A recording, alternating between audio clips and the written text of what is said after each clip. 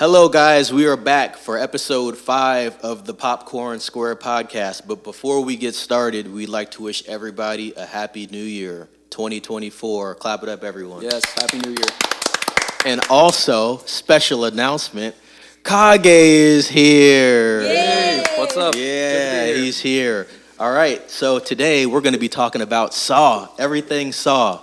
And right now, Kage is going to be the superstar of this episode. So we're going to let him, I guess, formally introduce himself because he wasn't here. And then we'll go in a circle here. As you guys know, this is Neff, and we are here with... Buttons. Kage, go ahead, brother. All right, guys, what's up? Kage here. I missed out on the...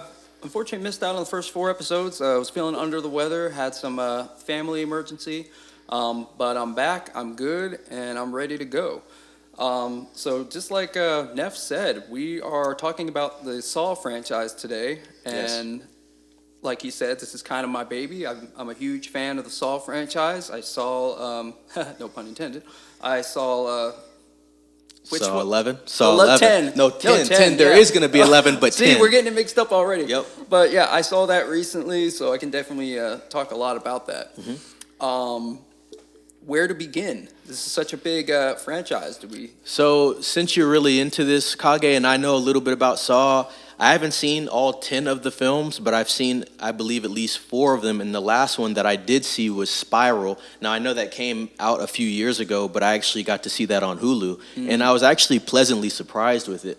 I like the comedic aspects because, you know, Chris Rock is in there, Samuel L. Jackson is in there, and I like that it was a different perspective. You're actually seeing the Saw, I guess you could say, dynamic from the inside of the police force. So I thought that was a really interesting perspective on that. But Saw 10 was the last Saw that was released. And Kage, you did say you saw that? I sure did. How did you feel about that film? So, all right. So this goes without saying. Spoilers, if you don't want to hear about this. Heavy spoilers, sorry. Don't listen to this. Come back and listen to it later. All right, you have been warned.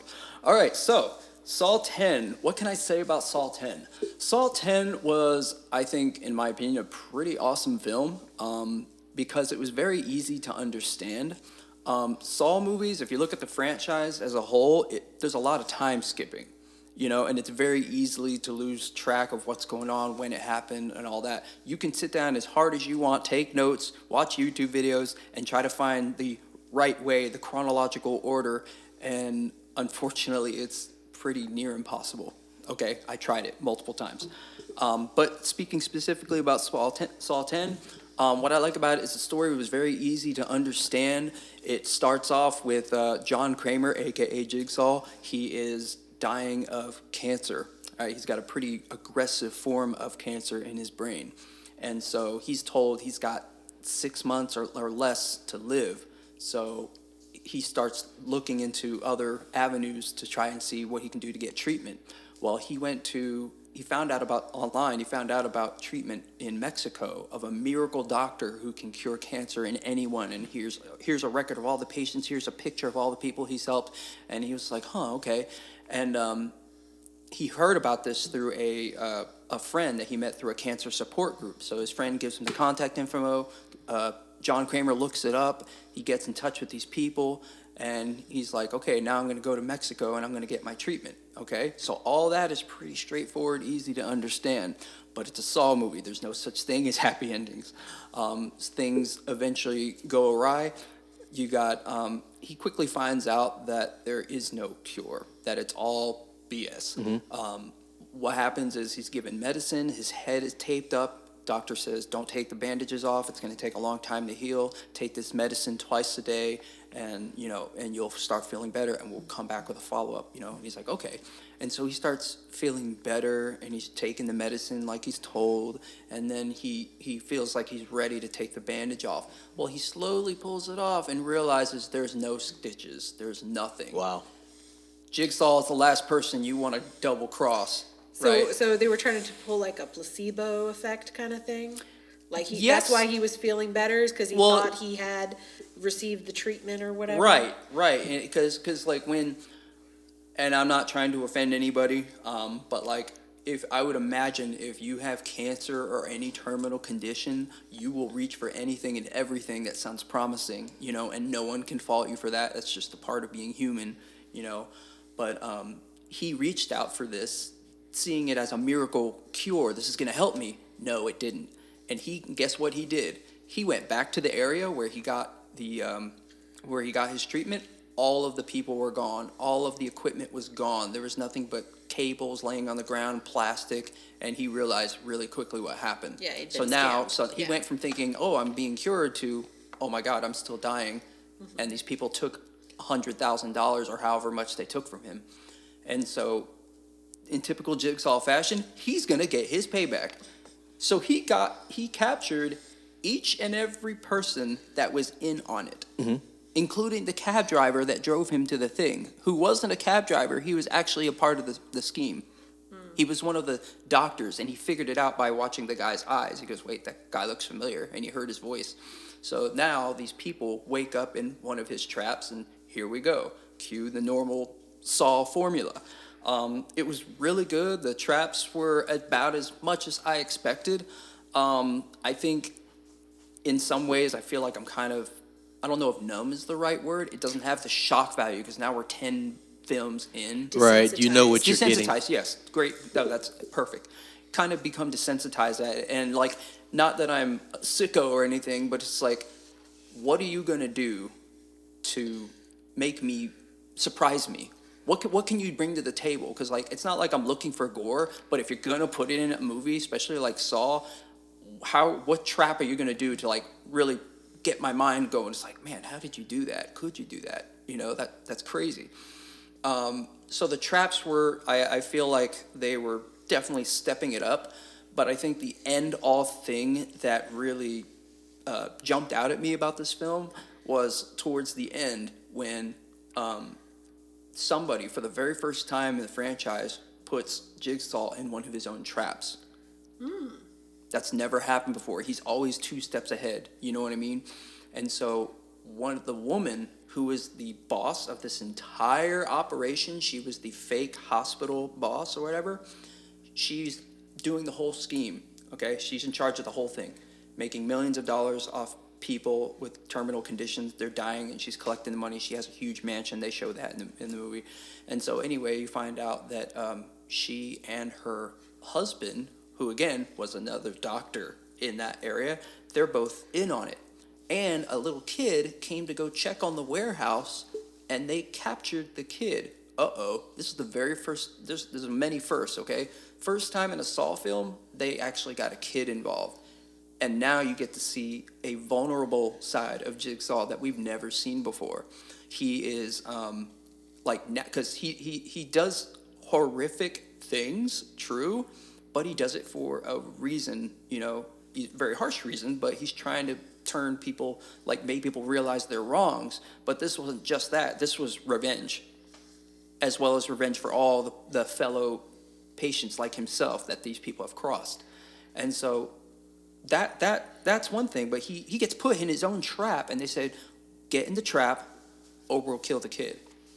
So they put him in the trap, but then they're like, okay, now that you're locked up, we're going to put the kid in the trap. So now you're going to have to fight for your life, and whatever you do is going to hurt him. And basically how it ended was they saved each other. But here's the big aha moment. So the kid did stuff, and disclaimer, the kid was not hurt. He was not hurt. He was not scarred, maimed, anything. They didn't. That's a line I don't think even Saw franchise will cross. But they got out of the trap. But here's the best part: the people that put them in the trap, the lady and her partner, they were up in the control room, and they were trying to get evidence and stuff because they were going to try to frame him to get the thing off them. While they're in the room, John Kramer gets out. They activated a trap that he set long before. So he basically gets the last laugh. The room sealed up and filled with gas. And he even gave them a way to get out if they did something horrific. You know what I mean? To get out of the room. And they died. And it's just like, again, as long as the franchise has been going, do not mess with Jigsaw. He is always 2 steps ahead of you. This is the first time we've seen him kind of get the one up, but he's still got it, made it in the end. And literally, the movie ends with them walking out, holding hands, and like looking at the sun, and it cuts to black. Would you say this is in your top 5 for the Saw franchise? Yes, without hesitation. Yes. Based off the new implementation of ideas or the story itself? I think it's a little bit of both. I think the biggest draw for me, besides seeing the firsts of him getting put in a trap for a change, I like that it wasn't time jumping. Because Interesting. that's something that I'm okay with to a point, whether I'm watching Netflix series or a movie. If you start doing too much time skipping, there's going to come a point where you're like, oh, okay, what's going on? Confusion. Because in any form of entertainment, like in terms of a story, be it a video game, a movie, a book, you want to be able to have a cohesive story that you can follow. You can't follow it if you keep showing, well, 3 days earlier, 6 years ago, 2 days in the future. Like, you can't. Too much jumping it's too around. much. And the Saw movies have always been guilty of that. Like, they'll do a little time skip, or maybe at the very end, and they did it in this one, but it was okay. At the very end, they show you things in the past that led to, it sums up the whole movie in a very quick 30-second clip, and then it cuts to black, and you're like, ooh. Like, wow. He got them good. He got the last laugh. Wow. What would you rate this film? I would give it, I'd probably give it a solid 8 out of 10. 8 out of 10, that's a pretty good score. And I believe Saw came out 20 years ago? 2004, correct? Yep. Okay, 2004. Buttons, familiar with the series? So I am familiar with the movie franchise. I did watch, I believe, at least the first 2. They're not in my wheelhouse. They're not my go-to movies. I do enjoy a good horror movie, and I do enjoy suspense movies, but to me, the Saw franchise has always been more of a gore for the sake of gore. And honestly, it felt like, it came out around the same time as like the Final Destination movies, when they start, to gain traction and popularity. And I was like, you know what, Final Destination, I can do, even with the level of, in your face gore that those movies produced. But Saw to me I was like, okay, 7, you're pushing it, all right? But Saw to me, I was like, the story was interesting, and don't get me wrong, because like I said, I think I only watched the first 2, but Kage, you probably know more about this. I thought that the big bad, Jigsaw, I thought he was dying already in the first one, and he had like a protege, and that was the guy who took over. Or was that later in the series? It was a little bit later. So the first movie, I'm glad, if by the way, for anyone out there not familiar with the Saw series, let me make it nice and sweet for you. If you watch the first one and you watch Saw 3, just those 2 movies, I feel like you'll have everything you need to know. There was good Saw movies that came out afterwards, but with those 2 movies, that is a start and an end. It has characters. It shows characters from the first one. In fact, in Saw 3, it doesn't even mention Saw 2 very much. That was actually one of the lower rated ones between the 2. So yeah, I'm glad you saw Saw 1. But as far as John Kramer having the cancer, haven't seen the first one in a while, but I don't think they reveal that until 3. Okay. So in the first movie, it's new and fresh, just like the victims, the audience that watches the film. We don't know who this is. It was very low budget, no name actors, and they filmed everything in one room, okay? And so they get put in this really horrific situation, and John Kramer, he's not homicidal. He's not just randomly picking people to put them in horrific situations. He's grabbing people that who, in his mind, did not take they're taking their life for granted, Oh, of course. And the thing to remember too is they're always connected to him in some way. Now, again, in the earlier films, it's easier to see that connection, but later on, they start going off tangent. They start going off the proteges. He dies in Saw 3, but his stuff is still happening. And it's like now it's starting to get a little too convoluted, at least in my opinion. And Right, that's where right. this time skipping starts happening? Yeah. Okay. Yeah, that's where it really starts happening pretty bad. I feel like Saw 2 was kind of its own succinct story right there. It was okay.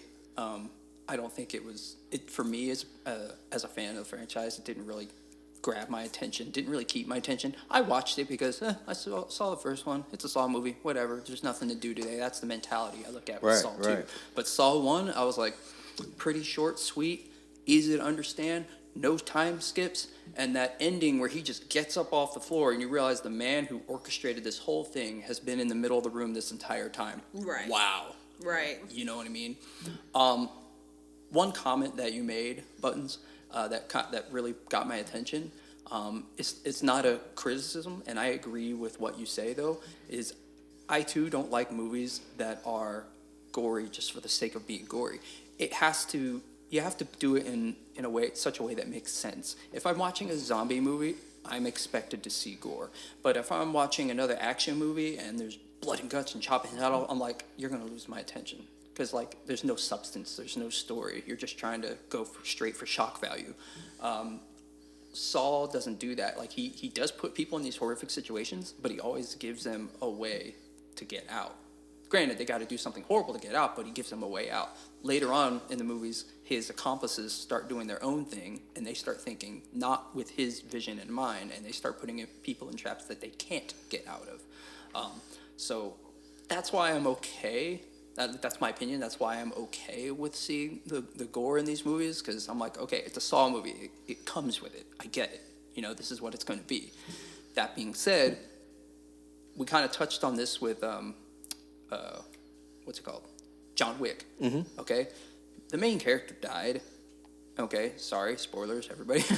The main character died, and you don't need to beat a dead horse. You don't need to keep adding more and more and more, because now you're diluting your franchise. You're diluting the overall story arc. So I don't think we need Saul to go on forever. And let me ask your guys' thoughts on this based on everything I've said. Neff, you probably have more to say on this. What would you think? Would you think this franchise should be ended, or do you think it should have a reboot with a brand new actors and everything? The only reason I say that, by the way, is because the actor who plays John Kramer, he's getting old. He's not going to be able to do this for another 20 years. Not that it's a very active role for someone his age, but you kind of want to put some distance between the time skipping stuff. Like I kind of want to see, this is my opinion, I kind of want to see a reboot of the franchise with zero time skipping, with today's technology too into effect, with today's effects. I'm not saying CG crap out of it, but just, you know what I mean? Like, I think it would be a lot better if they just started off fresh. But at the same time, if they ended the franchise, I would be okay with that. But what do you think? I think they kind of did that in Spiral, and they gave the antagonist of the movie, which you see in the end, that's like I guess you could say the big reveal. They give him his backstory, so it's like, okay, I get why he did what he did. And if anybody hasn't seen Spiral, you should watch it. Not the best movie in the world, but it's interesting, and it is part of the Saw franchise, and it does connect some dots there. But I think if they were going to do a reboot, I would say they're past that time at this point, being 20 years in, and they're still using John Kramer's likeness. If they wanted to do a reboot, they probably should have did it 7-8 years ago. Okay. Whole new fresh start. That's fair. You know what I mean? It's still fresh in people's minds. You don't have 10 movies out. It'd be the same as them doing a reboot for Fast and Furious at this point in time. It's too late for a reboot. Okay, so I guess going off of that, do you feel rebooting? I feel what they should do. I feel what they should do is, at this point, it has a fan base and it makes a lot of money still. You can continue to just make Saw movies. It may be diluted and uninteresting to people that don't care about Saw, and there are people that don't care about Saw, but the people that care about Saw will watch it and participate in,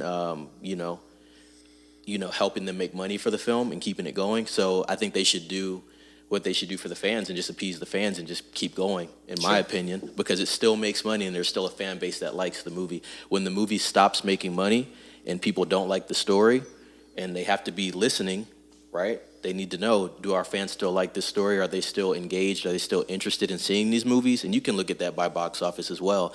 If they have that engagement, then they should just keep going. If they don't have that engagement, if box office starts to slump, then I think they should take a hard look on what they should do.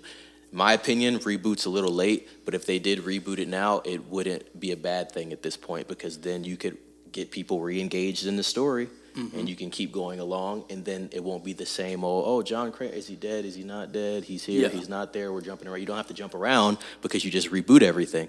So now you can make a cohesive timeline, like you said, where there is no jumping. Yeah, that's my biggest criticism of the entire franchise. And by the way, side note, listeners, Saw 10 was made for $13 million. Awesome budget, and it made $111 million. Ooh. So that's almost a 10x. Still making money. After all these years. 20 years in the game. Not easy to do.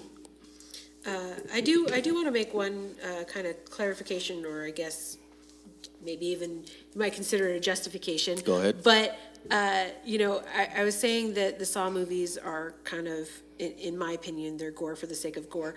But I also, what I want to kind of try and say about that is I did think that the story was interesting as far as the reasoning behind what he was doing. I wasn't saying like he's like a serial killer that just enjoys killing. Like, I know he had a purpose for what he was doing. Like, he was trying to, give people an opportunity to see the other side of the choices and the things that they're complaining about, and give themselves opportunity to be better people and be more aware and cognizant of how their actions and the way that they're treating other people. And in the case of the fact that they can all find a way to tie back to Kramer and say, okay, here's how what you did is impacting me or the other people that you interact with, and kind of like, hey, look at what you're doing. Right. Appreciate what you have, appreciate, that other people, when you interact with them, you give them consequences, or you give them things that they're forced to do because of your actions as well. Like, they have consequences. But what I guess I meant by that was because each one of, and you said it yourself too, Kage, you said, you're looking for new puzzles, you're looking for these new challenges, you're looking for something different. And I feel like when these writers have to sit down in the room and say, hey, people enjoyed this movie because of all the great little action scenes, all the great little puzzles and the traps, like, we have to come up with something more creative or something different. And even with the horror movies that we see come out here, most of this stuff is, people sit down and they watch a slasher movie like Jason or Nightmare on Elm Street and stuff like that, and you're like, what you're getting. You're getting a guy who's going to come after and chase you in Michael Myers fashion, and like, oh, it doesn't seem like he can ever die. Correct. And people run screaming in the opposite direction. And I think Saw has its own fan base because there's that same kind of formula with him in terms of, like, people are going to get stuck in a trap, and then you're going to have to see them choose and interact in that world that Jigsaw has created, that puzzle system or traps. And to me, that's where I was like, okay, I know that the formula is going to be somebody's going to have to stab themselves in the eye to remove the key behind the eyeball, and that's what I'm saying is the gore for the sake of gore. It's like, it's not that he's not making a good point and like punishing people and making them make hard choices and things like that. That part I don't have a problem with. Part that I have a problem with is just like, in my opinion, with sex scenes in movies. Like, you can full on show somebody having sex, like in a movie. That's, cinema. We have that. But there's other movies who get the point across without showing the full sex scene, and I don't feel like it detracts from the movie at all to just cut to black and like, okay, here's the next scene. We saw them making out or whatever, and they went into the bedroom, and then here's the next scene. And that's just a scene. It's not like critical to the main story, that because like if your main story is just that, you're not watching a movie, you're watching a porn. Right. Correct. And so that's kind of what I meant with Saw is like, you can show them the x-ray where they're like, oh crap, the key is behind my eyeball and now I must dig it out. But you don't actually have to, show, okay, let me pick up the spoon or the rusty implement or whatever I have. And then, It's gotta be Rusty. It's got to be Rusty. I think also too they're trying to hang on to the shock value because back in 2004, Saw was huge. Again, no name actors, low budget, filmed by a couple film students. It was really first in market for that dynamic of a horror film where you have a character who's a regular guy. Bad things happen to him. He says, you know what? I'm going to teach people a lesson. Takes it into his own hands to teach them a lesson, but he's not actually killing them. They're killing themselves, trying to get out of an entrapment that he created. I don't think there's been another movie like that. So, as you were talking, though, I made a parallel to a movie that we all like, and that is Seven. Saw is like Seven, I did bring up but with Seven. Seven, they didn't have a choice. Right. It was just like, I'm going to kill you, and it's going to be correlated with this, and then it's going to be on display. That barbed wire, man. yeah, That was but you know what? I'm curious if there's any inspiration from Saw. Like, I would love to interview James Wan and be like, how much, if at all, were you influenced by the movie Seven? Because that's a great comparison. I have another kind of far out comparison that I've been thinking about, and please share your thoughts on this. I thought of Jigsaw as kind of like a dark Batman. Very intelligent, has money, teaches people a lesson. Granted, that's where the difference is where Jigsaw does it in a horrific way, but they're both very intelligent people. They both do their thing because something tragic happened to them. Bruce Wayne lost his parents right in front of him. John Kramer got lied to about his cancer diagnosis, lost his baby. Like, losing your baby would be enough to make you snap, I would imagine. He's more like Batman that laughs. Yeah. Yeah. I believe that's the but name. you see what I'm saying? Like, he's for someone that's on his deathbed, he has money, he has an engineering background, and he's going to use what time he has left to teach people a lesson. Batman, he has money. He's a genius detective. Think about the detective work that John Kramer does. He's not just plucking random people off the street. He's plucking random people that are connected to him in some way. The doctors, the whatever. Like there's that parallel. You know what I mean? I know Batman, Bruce Wayne's a good guy, and Jigsaw is obviously not. Good intentions. It's like the poor polar execution. opposite, but the same. Yeah. In the sense. So, as you mentioned, Batman, another one that's kind of an off-the-wall comparison, and not so, I don't think there's quite as many links between it, but since you were talking about an old man who's dying and has got a lot of money, the thing that popped into my head was Squid Games. And, and you know, You're not wrong. All the people who got invited to participate in Squid Games, you know, you find out that these were all people who were complaining about their circumstances in life, and you know, these were all people who were struggling financially, and you know, the thing that pops into my head with that is like, do you want to play a game? And I'm like, oh damn, Squid Games. So again, not a direct comparison, but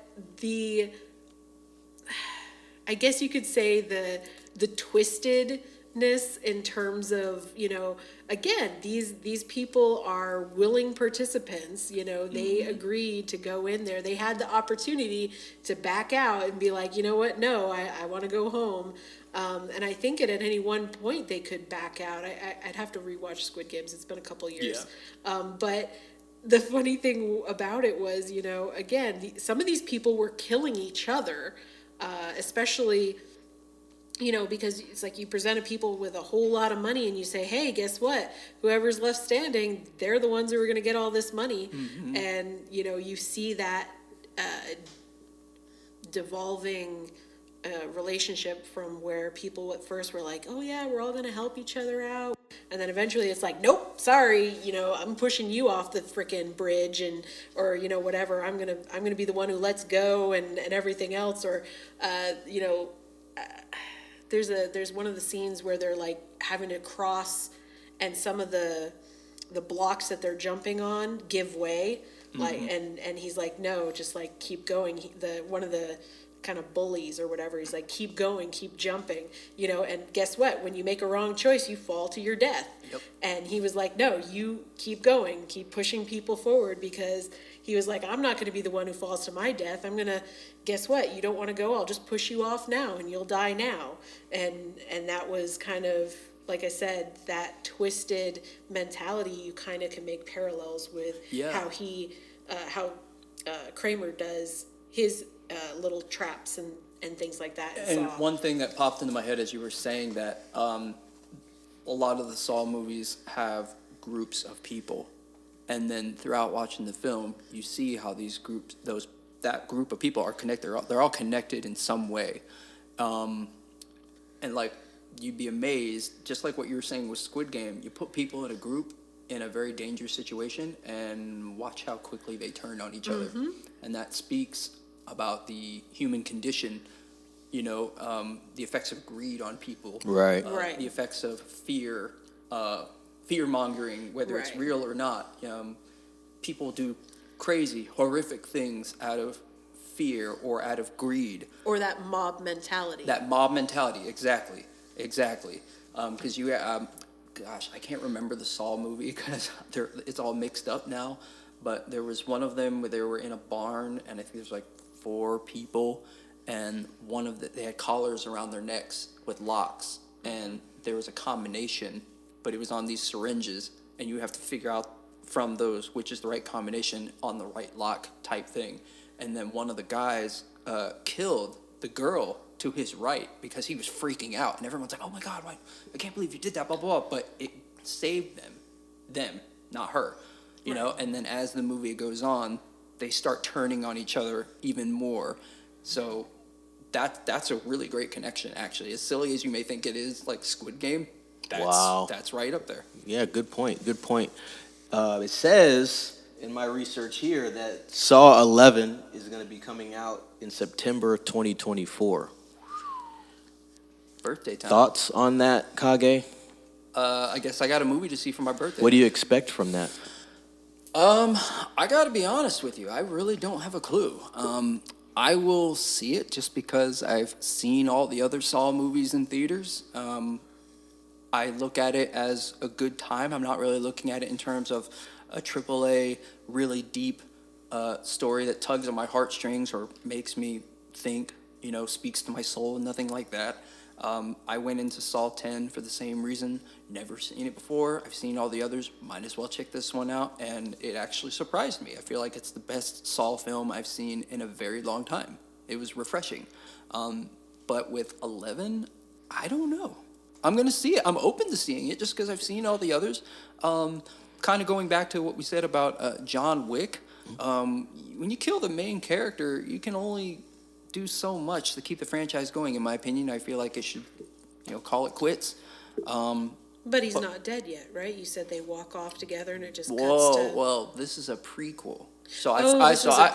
Forgive me. So forgive me. Thank you for pointing that out. So Saw 10 takes place. It is a prequel. It takes place before Saw 1. This is when he first gets his cancer diagnosis. Gotcha. And it's not good. And he goes to his insurance and says, "Hey, I found out about this miracle treatment down in Mexico." And the insurance flat out told him no. Gotcha. It's too high of a risk. We're not going to insure you for that. And he's like, "So you're going to turn somebody away who needs help? Isn't that the reason why you exist, why insurance exists?" And I think that's something right there that a lot of people in America can unfortunately relate to. Insurance is not so great depending on where you live, depending on your occupation. So that right there is based on reality, unfortunately. Good point, Kage. And on that note, we're going to end the podcast here. Once again, guys, that's episode 5 of the Popcorn Square podcast, Alice in Chains. As I've said in previous episodes, please like, subscribe, comment, and hit that bell for notifications. We'll be back with you guys soon for episode 6. Once again, thank you for listening. Be safe.